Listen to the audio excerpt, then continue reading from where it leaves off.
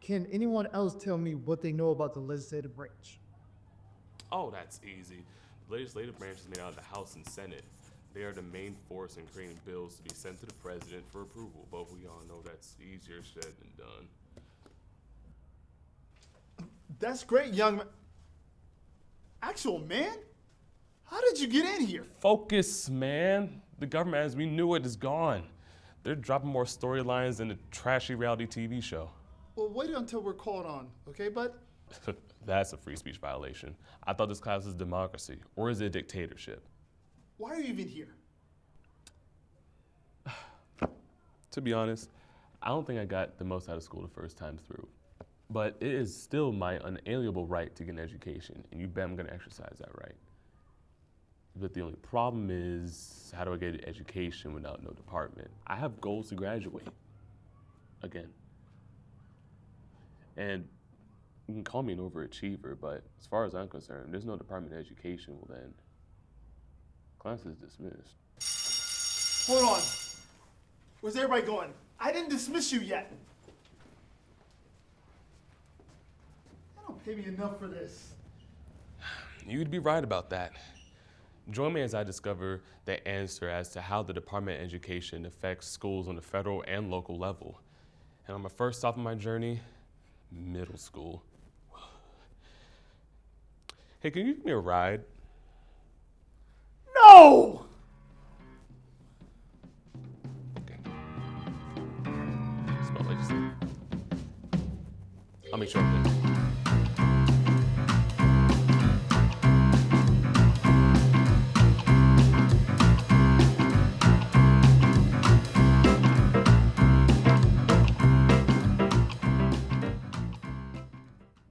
33 years ago, you told somebody you were a teacher and they just like lit up like, oh, that's just wonderful. What a blessing. Thank you for all that you do.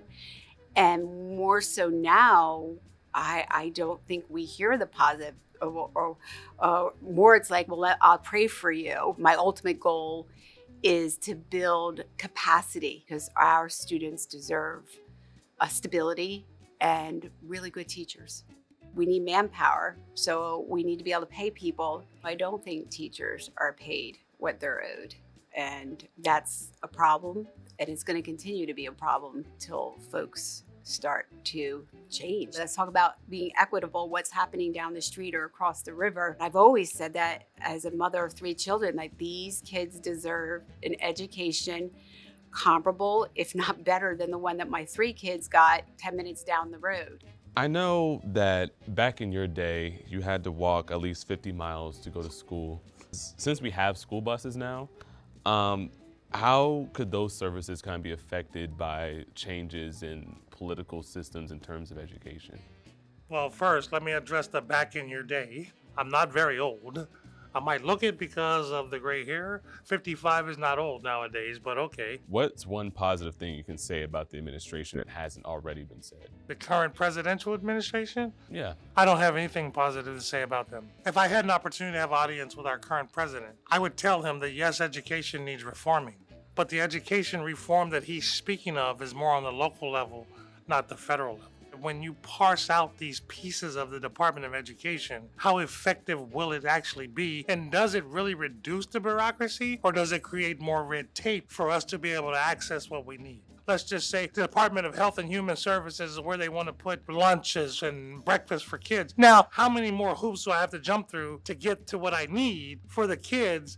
Because now I'm under the Department of Health and not the Department of Education. So to me, you have the ability to create more red tape while quote unquote lessening bureaucracy.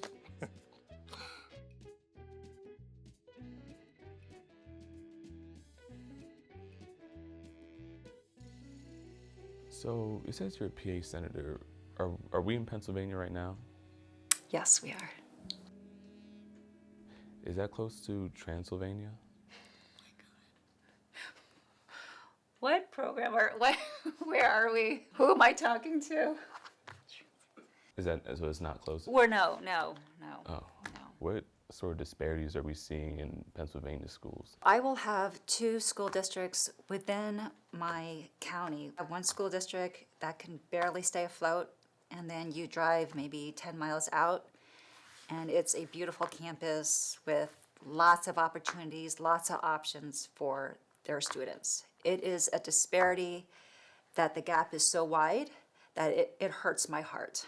As a lawmaker, we are trying to help support public education, and so we passed a bill that is now law that provides stipends for these teachers, student teachers, so that whenever they used to have to fill hours and do it basically for free. But then, does that separate, student teachers who can afford to work for free versus someone who, there's a program called Grow PA that, takes high demand jobs, and then we give students scholarships, but they have to stay in Pennsylvania for how many years they've received the scholarship. So we want to keep them in Pennsylvania and invest in our education system. So we're trying to do some things. Of course, we can do more, but it's on our radar. Take care of our kids, take care of our teachers. I went on a journey to find out if school's out. Turns out school's still in session. They're holding strong, but they need a little extra support. So vote, vote, vote for your local, state, and federal representatives. Read a book, educate yourself. Go support your local school staff. Give them a hug or just tell them they're doing a good job. The more that we're educated, the less we can be divided. As someone once said, our children are our future. So let's make sure they have a future for them to be children in. And that being said, DJ out.